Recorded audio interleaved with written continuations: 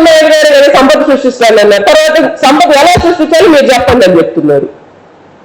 తెలియని వాళ్ళు ఎందుకు వాగ్దానాలు చేసింది? తెలియని వాళ్ళు ఎందుకు అబద్ధాలు చెప్పింది? నిరుద్యోగ తండ్రి, నిరుద్యోగులకి ఉద్యోగ అవకాశాలు అంటే ఉన్న ఉద్యోగాలు వాలంటీర్లు తీసుకొని ఇంట్లో కూర్చోబెట్టారు.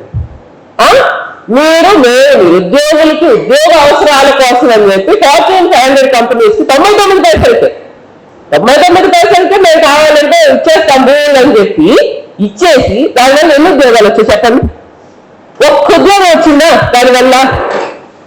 మీరు డబ్బులు చేసుకోవడానికి, మీరు దాన్ని పెద్ద చేసుకోవడానికి తప్ప, అంటే నిరుద్యోగులు సాకు పెట్టుకొని మీరు 99 పైసలకి ల్యాండ్ ఇచ్చేసి మీరు డబ్బులు చేసుకుంటున్నారు. మీరు సంపద సృష్టిస్తారు అన్నప్పుడు పాపం ప్రజలకు అర్థం కాలేదు, నాకు సృష్టించుకుంటాను సంపద అని. పాపం ప్రజలకు అనుకున్నారు. ప్రజలు రాష్ట్రంలో ఏం జరుగుతుంది?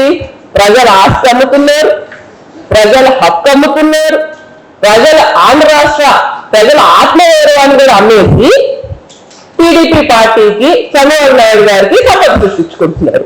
అది ఇప్పుడు జరుగుతున్నటువంటి ప్రజెంట్ సిచ్యువేషన్ సినారియో. అది ప్రజలకు కూడా అర్థమైపోయింది.